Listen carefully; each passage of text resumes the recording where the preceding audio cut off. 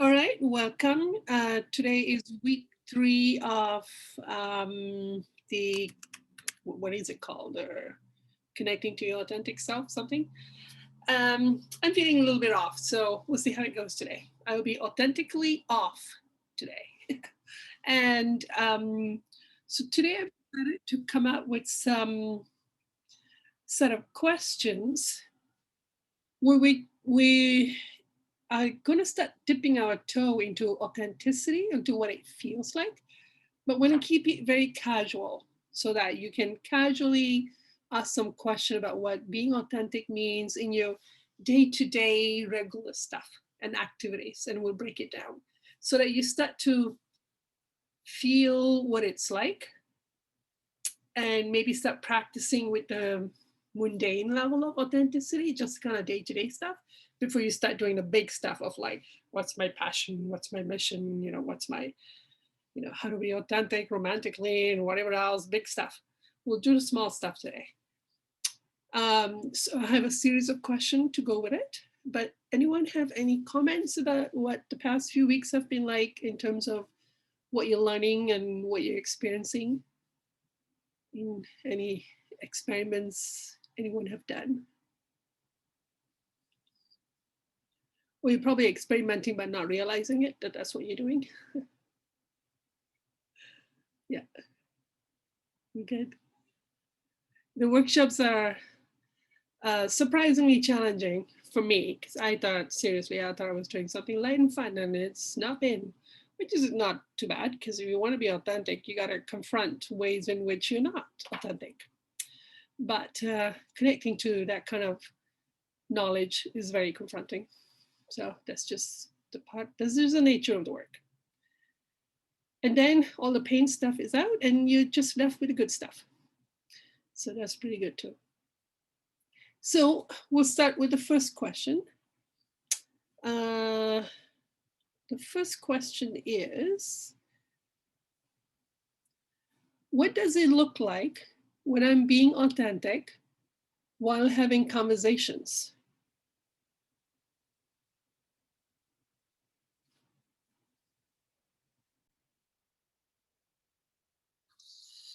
Okay. You guys want to share what you got for the question? What does it look like when you're being authentic, when you're having conversations? Who wants to go first? Casey. I'm laughing because I'm hearing your voice. Oh no. No, it's not a bad thing. Okay. So I did separate it out, like with friends got an answer, with clients got an answer, with Dennis got an answer. I was like, yeah, but what's the same theme? And the theme is when I'm listening. Yes, I got this. Okay, yeah, okay, that's funny. I was thinking of you actually. I'm an astrology nerd. So Casey has a North Node in the third house in the sign of Gemini. So it's, it's a double Gemini. So okay, that's great. Yeah. Okay, thank you, Alicia. I didn't even think to break it down. I just got 2 words to start with, was intense and playful. It's like Wow. swinging between both of those. Oh. And then the intense came as feeling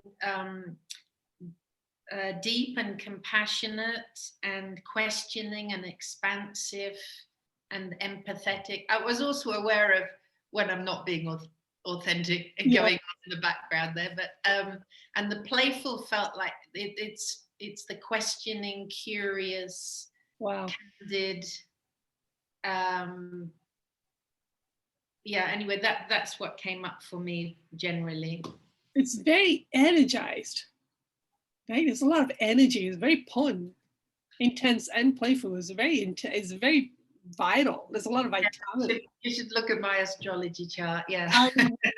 Look at your chart. Yes, please. Oh my God, so much fun. No, that's great. Thank you, Alicia. Thank you. And what you didn't get is also an answer. So what I didn't get in my answer was also going, hey, wait a minute. what? So it's like, I'll think about that later. Joe. Listening and questioning is a theme. So I got owning up to my fears and anger while in the conversation. Oh, wow. Checking in with myself. So there's many times when I'd be having a conversation and I'll just kind of pause and I'll be like, okay, why is this triggering me? What am I feeling? Wow. And then listening came up, and it came up as, especially when the other person is not being emotionally true. So I put that in brackets in question, like, is that when they're in addiction, or Yeah. so I a little more clarification on that. I think I should sit with. And then asking for guidance on how to respond lovingly. So I'll do that like as in the middle of the conversation. And then of course, asking questions. I love asking questions. Okay. Put a little smiley face next to asking the questions. Yeah. Wow, thank you. That's really good answers. Okay. Who else want to share? Selena.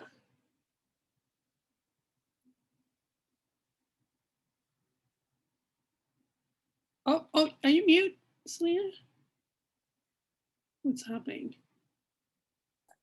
Yeah, it's a little different on the big screen. Yeah. Sorry. I feel when I'm in a good conversation, it's when I'm in a space where I'm talking to someone and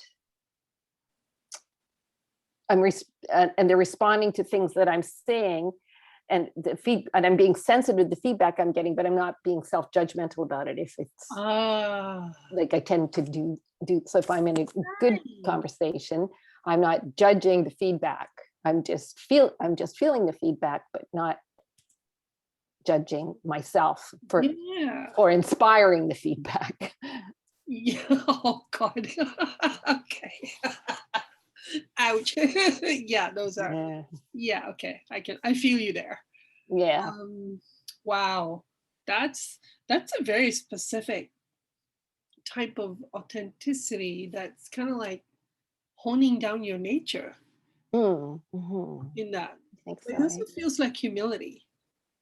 Yeah. Which is like, yeah, I don't know, that's a lovely answer. That's you being authentic. And specifically thinking of having conversations with my children. So I thought, like, what are my worst conversations and what's a good one? Yes. Right. Yeah. So that it's when I'm not judging myself. Yeah. Because of the feedback I'm getting from what I'm saying. Yeah. Yeah. But that's humility. Yeah, I hope so. Sounds like it. Thank you. Michael.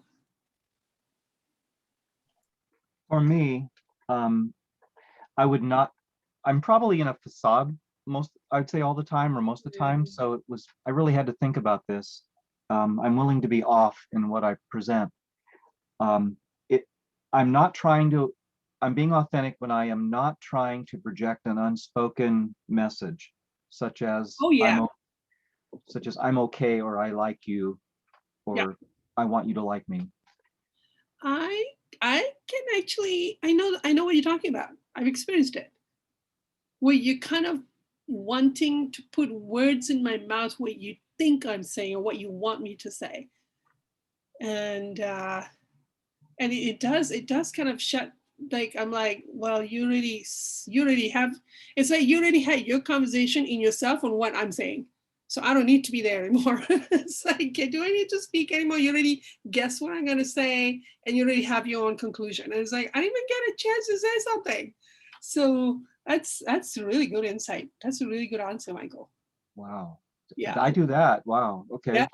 Now that you've named it, I'm going, that's what that experience is usually.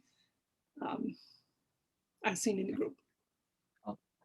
Also, if I'm being authentic, so I'm not trying to be liked, and then I really hear what the other person is saying. I'm noticing I stop to notice what they feel like and what they're actually saying to me. What is the message they're trying to give me? Okay. Instead of always projecting outward my message. Yeah. Yeah, which then, yeah, it comes from you. It's like you have an expectation that you're going to be found wanting, or it's like, why don't I beat you to what you're going to say to me and do it worse? That's the feeling. So that's pretty good, accurate information you got. That's really good. Thank you. Okay. Anybody else want to share? You guys can all see that the answers are very different and very unique to each person. What I got, and I was laughing about my Gemini, my note in third house. When I have conversation, I'm authentic when I'm genuinely interested in what others are saying and what they're feeling, and that I ask questions that helps them clarify and expand on their conversation. In those times, I'm being authentic. And then I go, but you didn't say anything about when I'm speaking. Hey, come on. Like, I'm not authentic when I'm speaking? Like, oh, so I'm a little upset. But it also probably means that I'm not connecting to my own emotions when I'm speaking or sharing myself. Probably, I don't know. But it's interesting what I didn't get. So it's, yeah, note to self. Okay, so let's move on to the next question. What does it look like when I'm being authentic while working? What do work means for you? Work for pay, work for, like Michael's caring for his parents, whatever that you consider work. So.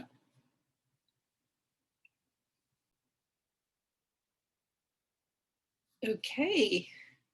So what does it look like when I'm being authentic while I work? Who wants to start?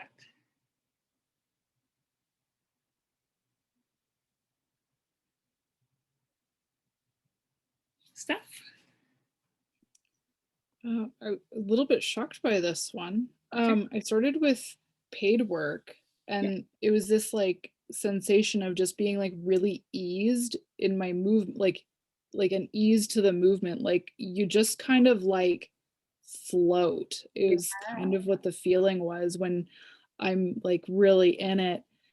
And there was a joy that like couldn't be touched, even though there was like other emotions that flow in her presence, but like joy like underpins Nice. like everything. And then just like that sensation about how much like I love connecting to like the vast variety of people I got to encounter.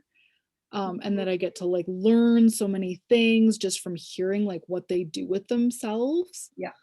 And I got this like other sensation of like, yeah, that's like just kind of learning like all of the different aspects of God, basically, like, because I get to like be in that space. And when I got into the like just the word work as a general, it was like, it really doesn't matter what I do, like as an action in terms of like work. Yeah.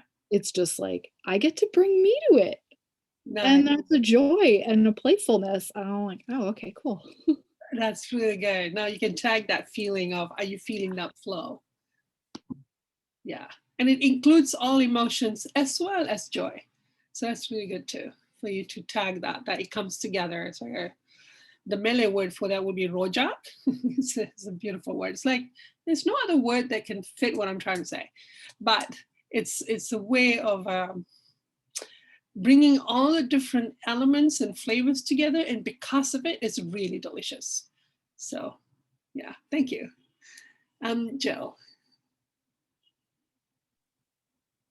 Forgot temporarily that I put my hand up. So interesting answer. I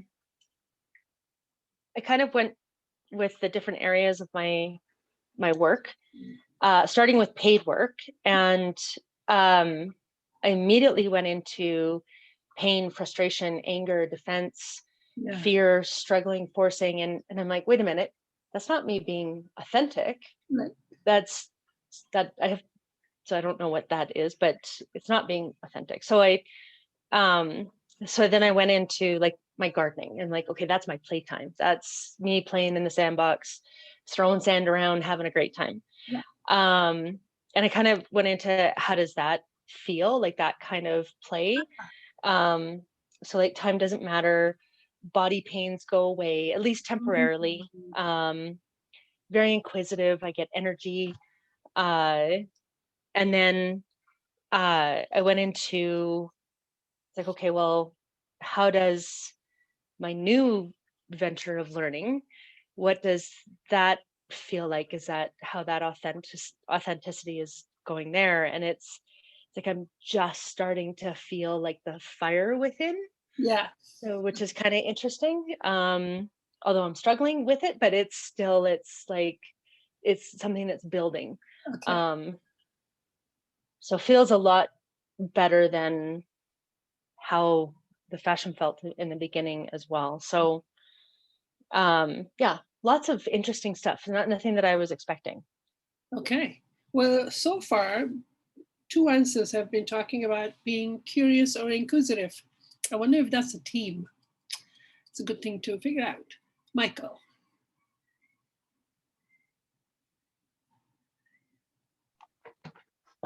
The first word that popped into my mind was happy. I'm happy when I'm being authentic. Wow. Usually I'm by myself, and like Jill, I would be gardening. So for me, it would be gardening and creating and building and just working on projects. But when I'm with other people, I'm authentic when I'm humble, and when I remember that the reason that I'm there is to love one another, and that I catch myself when I'm not, and then get myself back in line. Yeah. I can be demanding and try to get my way by projecting disappointment or anger. So I have to learn to back off from that. Yeah. Okay. Thank you. Huh, happy. It's like, well, that's the end of EO right there. That's my nickname for Michael.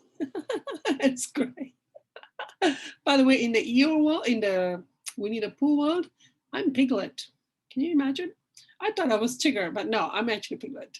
So for the longest time, I was like, I am T-I-double-G-R. Selena. For some reason in this question, I went to authentic in conversation. Is that what we're talking about? No. Yeah, it doesn't matter. You went because your work is conversation. I was just thinking, but that's what I do in my work anyway. Like I couldn't really, because that's how I connect, and that's how I get them to connect to just being alive, is by trying to find a conversation that I work with people with dementia. Exactly. So conversation is the more I'm authentic, the more they respond, because they can feel the humor or the love, or if I tell a story about my husband, ladies, the widowed women love to hear my stories about my husband. They really, because it really encourages them to feel their own stories, so people who really can't generate conversation. Yes. But yeah, if I can find ways to stimulate the conversation, and I'm authentic and show interest in their pictures and their stuff, and their stuff, and feel their stuff, and I cry and they don't.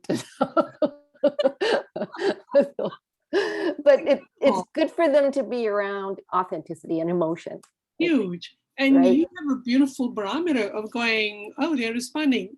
I always know. I have my one client in particular right now, the more I am myself, he's actually, the morning now I come in and he asks me how I am. Wow. Okay. So I'm winning with that guy. Yeah. Okay. Anybody else want to share what they got? Alicia. Oh, you mute. Selena reminded me of, I remember I used to take tour groups all over the world, but I'm just remembering in North America, I could talk all day about native peoples, for example, but I would get more attention and they would hear me more if I just told a story of forgiveness that I'd experienced with a small group of Native Americans. So that was almost like in a similar way, that conversation of authenticity and your own experience, sharing your own experience. Well, for you. So yeah, for sure. But they own that. There's something about you that comes alive that is being authentic in that process. Yeah. So anyway, so what I got was, I also am often in conversation in my work, and work has always felt like a strange word to me because it seems like play and work seem like it's pretty much the same thing. So it's like I have a more awareness of the nuances, or like I'm really aware of listening and being aware of, if I'm on Zoom, for example, or in presence with somebody, of watching everything, observing. Like I feel like an eagle, sort of, like I'm watching everything as well as listening. Okay. And I feel like when I'm in that worky mode, that I have clearer guidance and support from beyond, for sure. And but you're an observant. What you're saying is that you're hyper observant, you're hyper present and hyper aware. And in that place, you're being authentic and you're connected and you can feel your guides. That's what you're basically saying. Yeah, and I can feel like I get out of the way more, and I'm more reliant on God and guidance. But remember, the clue there was that your hyper awareness, that was a gear that turns it on. Yeah, like I also love the hype of it. Yeah. It's like a very intense presence. Yes. And I have more faith. I have a lot more faith in those moments of being more direct, and you're plugged in. Yeah. I feel more, and I hugely feel more energized and enthusiastic. But at the same time, it's like Steph said in the beginning, it's almost like there's a gentleness to the energy. Yeah. There's patience and a compassion and gentleness to that energy. Lovely. Okay. Thank you. Thank you. That's incredible. Okay. Burn.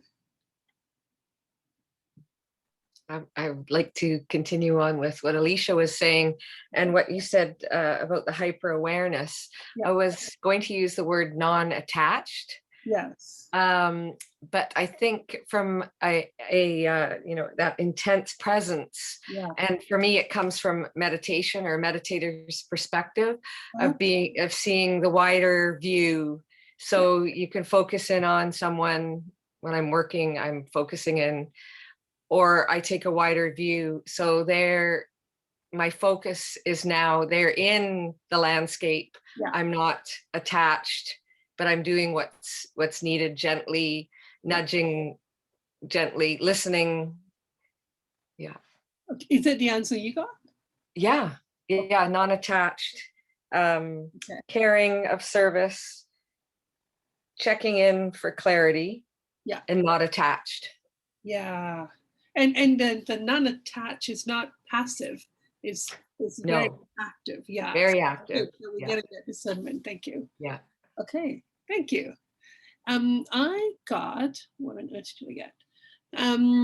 Okay. So when I work, what was interesting was it was a very internal process that when I'm planning this workshop, it's a very internal process where I'm kind of going, what do I want to do? What is my goal?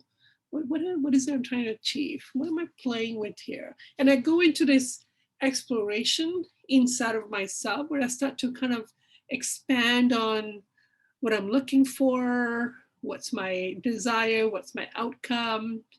And I'm kind of like having a banter with somebody, with my guides, with God, but they're not telling me what to do. They're just waiting until I sort it out. Because there was a time when I will say, what do you want me to teach? I'll just teach. I'll just be a mouthpiece. And at some point they say, no, what do you want? You are your creativity. What is it your soul is trying to create? Then we'll step in, which is kind of frightening. because I feel like, what if I miss something that was important that I wouldn't have think of if you had told me? So it's taken a while to go, but when I'm exploring my own soul's emotion, then my own vitality is what's being served in the group, and therefore there's probably like a quickening and vitality and energizing, I don't know, something. But it was kind of cool to get the answer that when I'm having those inward meetings, I'm being authentic. Like when I'm looking for your remedies, when I'm, there's a lot of dialogue that goes on in there, but it's about really honing into what I'm feeling and why I want what I want. So it was really cool. It was very internal, but it was like, oh, there's a whole world in here. This is kind of cool. So that's what I got. Okay, moving on to the next question.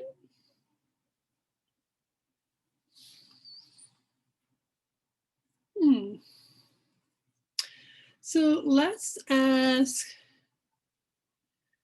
what does it look like when I'm being authentic while I prepare food for myself?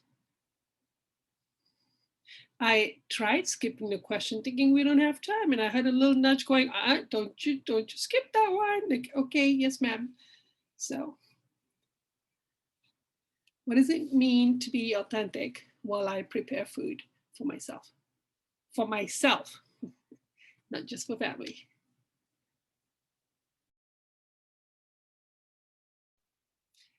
Okay, really curious for your answer. Who wants to start? No, Michael's like, no, whoa, really? Now I'm really curious. Jill? I realized I really like cooking. It made me actually really kind of settle into the fact that I really like cooking.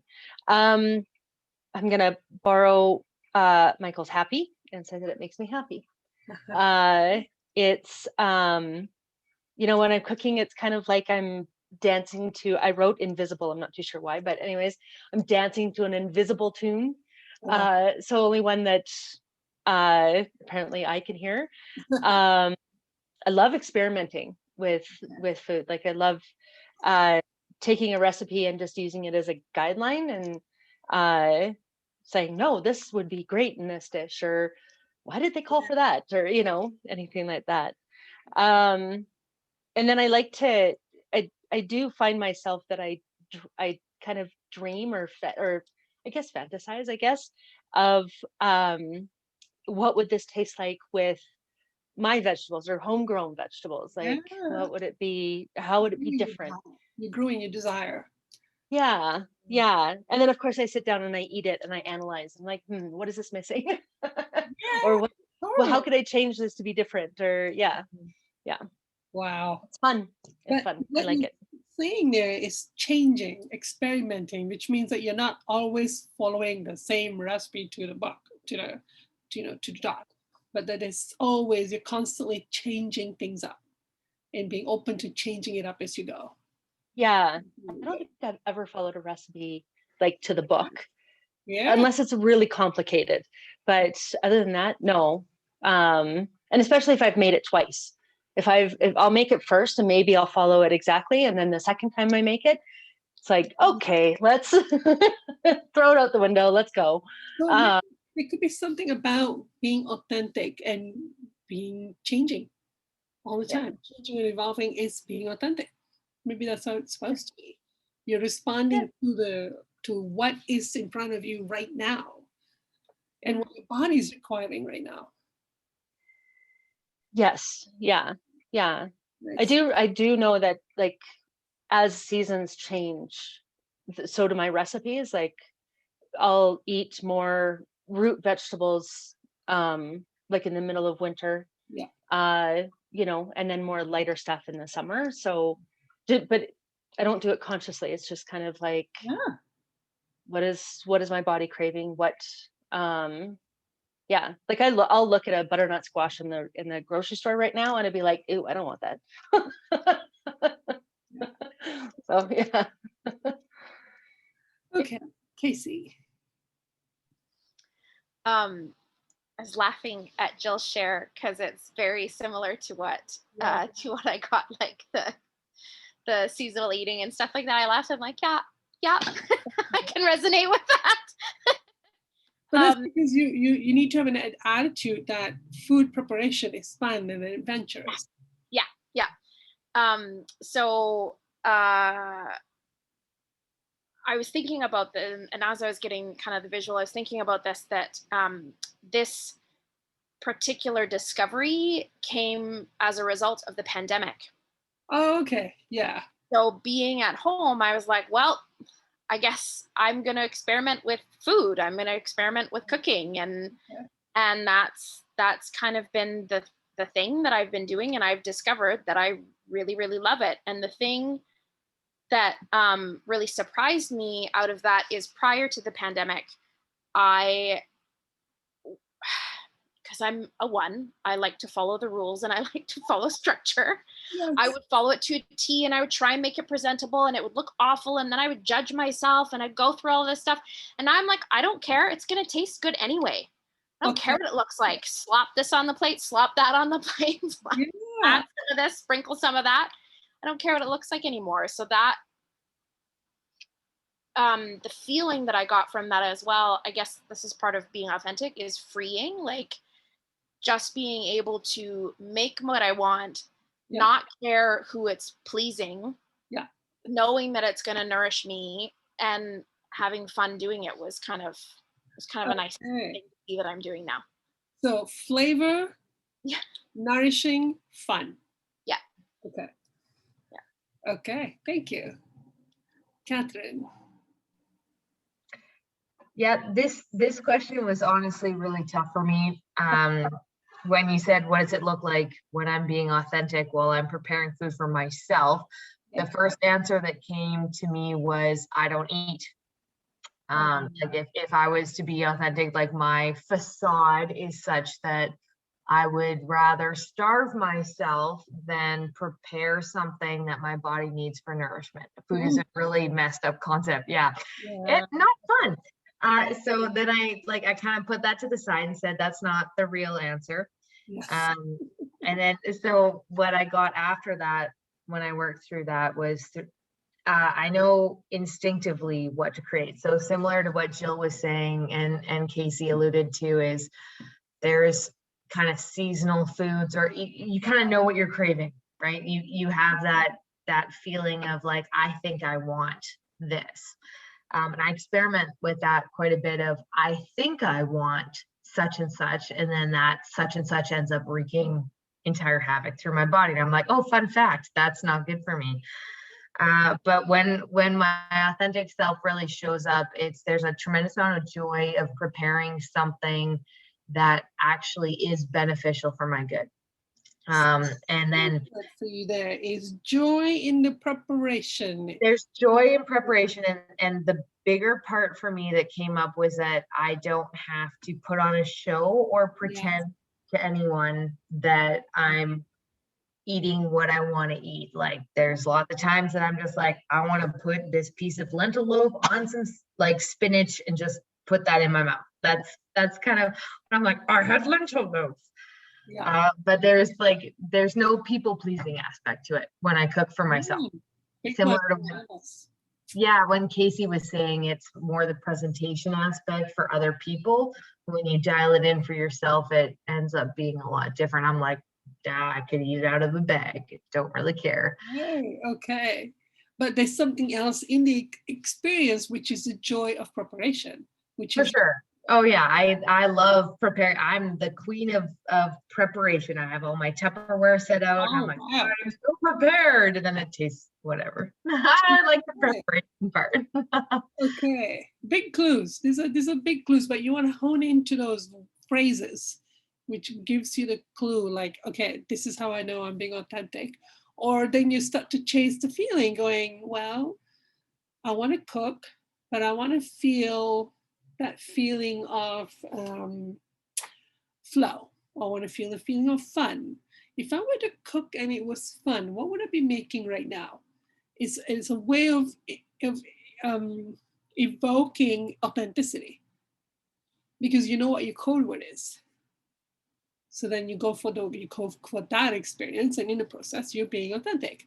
Like all of these questions, these may seem mundane questions, but I think that our developing our authentic self is going to come from this day-to-day little stuff. Day to day, you start to like build the bed for the garden. You're building the soil, you're building the hummus. This is where it comes from. And then you can plant the big stuff like mission of life and calling and souls, whatever. Yeah, got to prepare the bed. Okay, thank you. Byron. Well, I could echo what everybody else has been saying about flavor, color, the joy, and Nobody's spoken about color yet, so decoration. But pardon me? Nobody has spoken about color yet. Color, yes. I love doing grilled vegetables and spreading them all out. The color and the shape and the smell with just some olive oil and apple cider vinegar. Yeah, I like to listen. I think what I like to do is I like to learn as I'm cooking. So using a new recipe, trying something different, or be inspired, listen to a recording, listen to music. Okay. So that I feel like I'm in my happy place. I'm in my carefree place. Okay. And if I drank, it would be like, oh yes, I could have a nice drink of wine, or, you know, it's festive or celebratory. Yeah. But you know, own your own answer, because what you got was colors. You got presentation. For others, presentation is not authentic, but for you it is. Yes. Yeah. Yes. Very authentic. Yeah. Thank you. So catch those phrases for yourself, because being authentic is about owning your uniqueness. And so when you start to hear like, oh, that's what everybody else got. Oh, well, no. You're missing something there. That's for you. Alicia. Well, I love it. I love it. Wow.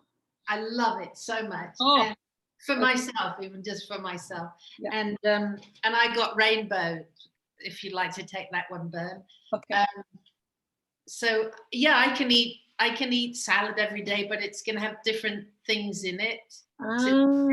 Maybe, but it's always got to have lots of textures, lots of colors, lots of spices, and lots of nutrients. I love to know, for example, maybe I feel like, oh, maybe I need this vitamin or this whatever it is. Yeah. And I always love to look at, well, what foods have the top amount of that in, so that what is it, Hippocrates said to, you are what you eat.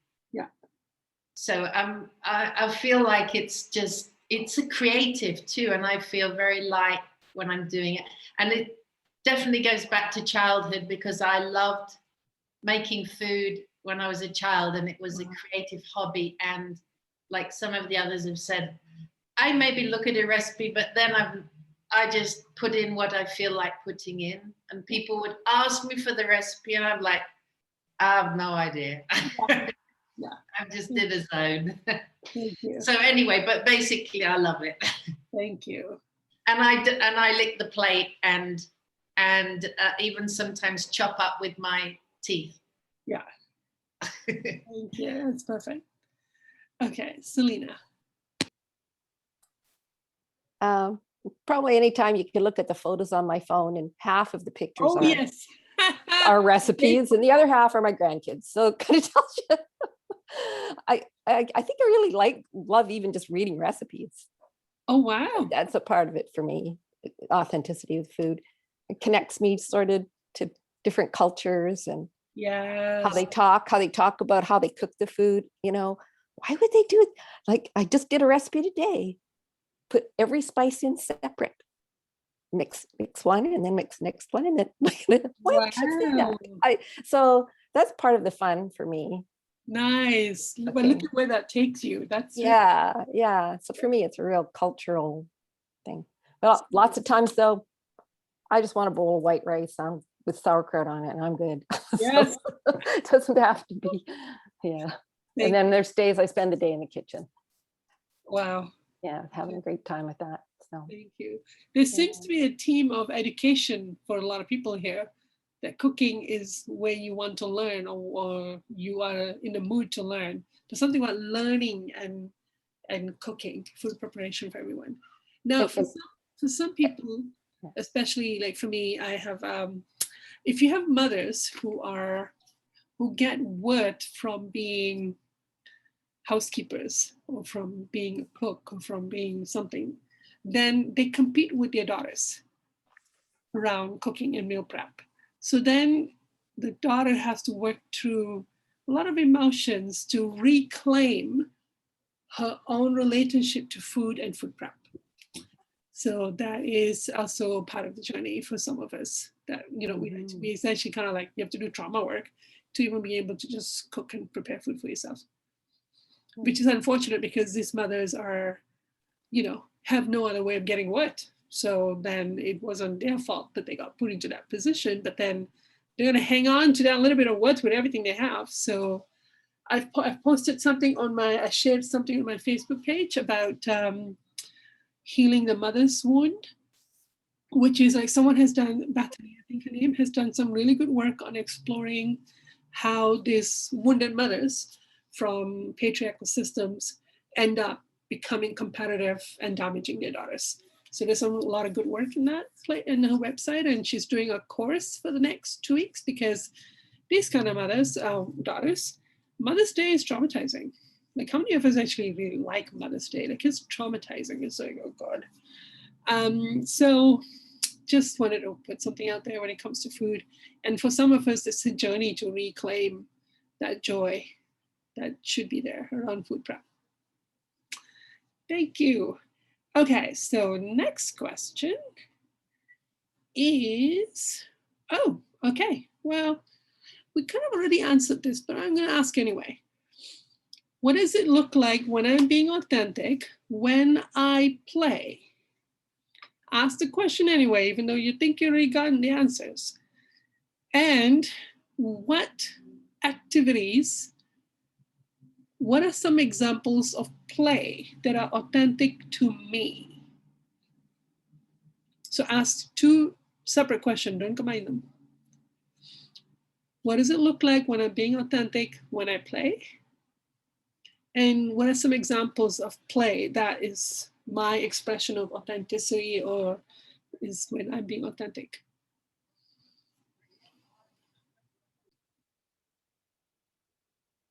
All right, come on back. Well, incredible question. I just got the most mind-blowing answer of them all, just talking about play. Saturn in the 5th house. I guess that's what this looks like. I have Saturn in one of the most complicated sign or house. So difficult to figure out. It's like I have to be disciplined and dutiful and committed to play. How to sort that out? It's my dharma to play. Ugh. And of course, when Saturn is there, it is exactly what you don't want to do. You think you should take it seriously. Okay, who wants to start? I feel like we could get some pretty powerful answers here in this question. Casey. I was surprised at my answer, actually. Okay. When I use my whole body. Oh. So I didn't understand what that meant. And then I started getting flooded with examples. And the main examples are when I'm playing with children or with my dog. I used to kind of teach music for preschoolers. What? Moved here, yeah. And I would make my body little when we were trying to be quiet, and then we'd get really big when we were trying to be loud, and I'd engage my whole body. Wow. And I was shown a vision when I play with the dog. I'll crouch down when I'm trying to chase her, and then I'll wiggle my whole body and it gets her going. Wow. Now you know why it gets her going. Yeah. Wow. And did you get examples of what those plays are? Is that those the examples? Well, apparently I do this when I'm cleaning and when I'm cooking as well. anyone's watching, hey, wow. Yeah. Oh, that's amazing. Okay. Okay. So I'm Famous there. yeah, so I'm authentic when I'm engaging Oh, all of me. that's great. That's a good answer. Thank you. Others? Alicia. Oh, mute. Casey, just how perfect. I love that. I think mine is similar in a way. I got the words, I feel free, Okay. but I also feel elastic, like feel like Casey's movement. And at the same time, I feel very focused and almost like I have precision. Yeah. I don't really get that completely, and I'm very curious and I'm ready to experiment with things. And I'm like in wonder, like, oh, what if I did this? Or what if I did this while I'm walking, or I did this while I'm cleaning my teeth, or cleaning or playing with the dogs or whatever. And examples for me, in a not movement way, in a less movement way, let's say, I love taking photographs and then playing with those photographs. But the thing of taking a photograph, it's like being able to see a picture within a picture somehow. And dancing and singing, since we've started this, thank you, I've been dancing and singing almost every day. Not all day, but a little bit. Wow. And when I'm walking the dogs, that's a very playful, it's like a very contemplative time, but it's also a very playful time. Huh. Depending on what I attract in the walking. Yeah. And somehow when I'm in that place, I feel very organized too. And in fact, I love that there's a playful thing. I love to organize. It's like I can remember as a child, if I was sent to my room, one of the things I loved was, okay, I'm going to change my whole room around and reorganize it. That was a play thing. Well, but so you keep saying the same theme here, Alicia, which is intense, playful. Yeah. Again and again, focused and organized. You're playing, but you're getting organized. There's something really, really precious here for you. And that I've noticed with you that whenever you go into this kind of like, oh, I'm just going to go in the flow and just relax, I feel like you let something go and then I lose contact with you. Okay, thank you. Yeah. So you there is something about that eagle eye, focused, and something happens to you at that time, and yet you're also very playful in that place. Something light and innocent wakes up in you in that place. It's like Burns said, you said, well, how I saw it in a vision way is like I saw this big wide thing and then coming to the narrow path. It's like, what taking photograph is. When you're taking photograph, you're focusing on something, you're honing down, you're choosing. Yeah. And then once you do it, then you play, which is exactly what you just said. I take a photo and then I play. Yeah, because that's what I do. I like to take a photograph of a flower, but then I go inside it and I'm out. I'm lost in there then. Perfect. Thank you. Okay, thanks. There's something there. If you can keep meditating on those phrases here and what that feels like, I think you're going to come alive. You're going to get, Thank you. Okay. Joe. So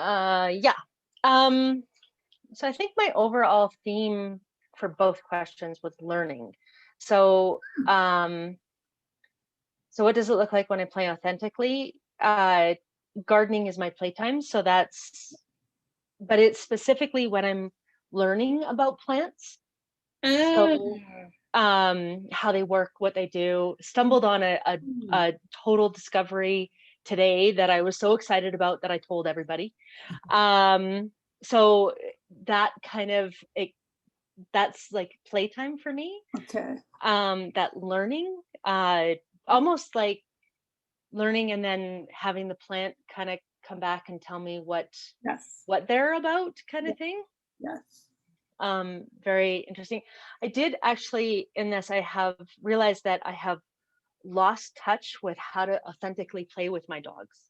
Like I don't know, I've lost that connection, which is a little upsetting for me, or a lot upsetting for me. I something that came up that was totally kind of funny. Planning is playing for me. It doesn't have to, like, it never works out the way I've planned it, but that's okay. It's just like the fun of planning it. Yes. Kind of, I don't know, I thought that was a little weird. Okay. Well, it takes a lot of pain and addictions out if you're going, I enjoy the planning phase and that's all I'm going to do. And then I'm going to let go. Yeah. Like I've planned out like my garden to the T, Right. but that was like over the winter. And now I'm just like, oh, I think I'm going to plant this here. I'm going to plant this here. I haven't even looked at the plan. So you to decide what you desire. And once you know what you desire, now the process of manifestation can kick in. Okay, well that's it. I like the way that you put that. Okay. Yeah, sweet. Excellent. Thank you. Cool, thank you. And my answer was that it was like, what do I do? In learning comes in, but I'm curious about what each individual thing is. So I'm very honed in on each individual thing. If let's say I'm learning medicine or I'm learning gardening, I'm looking at the plants in my garden out here. It's not my garden, it's their garden. So there's something about me really honing in onto one thing. And as I really get to know each thing, then I want to see how it all comes together with everything else. So it's not like I'm looking, so it's like in order to understand the full, I need to first understand the constituents really well. And then I need to see how it all comes together and create the symphony. So it's like, oh, that is what I do and why I enjoy. It's like emotional process and how I'm breaking down each step, and you have the addiction and the this and the that and this block and the that and this and all these micro steps. Study all of the micro steps and then see how it all comes together, and you're going, wow, this is a miracle. But there's something about studying each piece very, very thoroughly so that I can then understand how the orchestra comes together. So it's been like, wow, that is how I do. That is really cool. That is what I do. So been interesting to figure that out. Like as I observe how I play, I'm actually beginning to observe my nature. It's like, is that what I am? Is that how I'm made? So it's really cool. Yeah. So last question. The last question is, what does it look like when I'm being authentic, when I meditate or self-reflect or am connecting to God and my guides? What does it look like when I'm being authentic, when I meditate or do self-reflection or connect to God and guides? Okay, one final dash for today. I have no idea what we're doing in the next 2 weeks. We'll see. Who wants to go first? Anyone didn't get an answer? Did anyone felt like, oh, this is too close, too intimate, too emotional? I'm not worthy of this. Anyone found it difficult? Yeah. Okay. Come on, we all got something. Let's do this. Ben? Yes, for me, what does it look like when I'm authentically connecting with God? Is it's a feeling of being connected to more than myself, a feeling of an answer, like in my body, a yes or a no, or being guided like there's a feeling in my stomach, you know, a location that I know is the answer, where I know in my body that it's giving me a true answer. Wow, that's lovely. Okay, thank you. Others?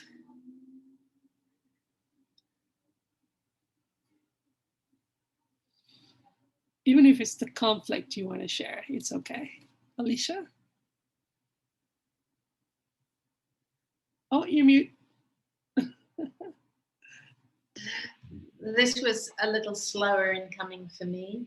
But the first thing that came to me was feeling that actually movement is a meditation for me. Oh. I get clearer when I have movement, not necessarily, not harsh movement, but just gentle movement. It might just be, you know, moving slightly. And I have a feeling of I'm surrendering and I'm letting go. It's like I'm more present, but I'm also letting go of myself. Yeah, there is that dichotomy again, isn't it? You're very present and you're okay. I feel and images came to me of like flowing water or undulating waves, and then birds and butterflies in thermals, or just in the wind. And very, very often I feel like I'm under a waterfall, but the waterfall is like it's circulating constantly. Nice. Wow. Okay. That almost always comes to me for many years now. I feel that's beautiful. It's not like a heavy thing. Sometimes it's like I feel like I need to hug a tree at the same time as have that waterfall. Okay. Does that make sense? Anyway, yes. Thank you. Okay. Jill? I got an intimate conversation. So it's just between me and myself, me and my guides, me and God. It's an intimate conversation. And it can be asking for help, asking questions, becoming aware of something. But when I've hit sort of the bullseye or the true authenticity, feelings of love and joy are mixed into there. So which is always very nice, but it doesn't take me away from anything. It just heightens the awareness, I think. It was hard to put language to this. Okay. But it makes me feel more connected with me. Connected with you. Connected with me. And like in that learning aspect, learning about me. Yes. Kind of area. Okay. Yeah. Okay. Well, God must have a passion after having created us himself with such uniqueness and beautiful qualities.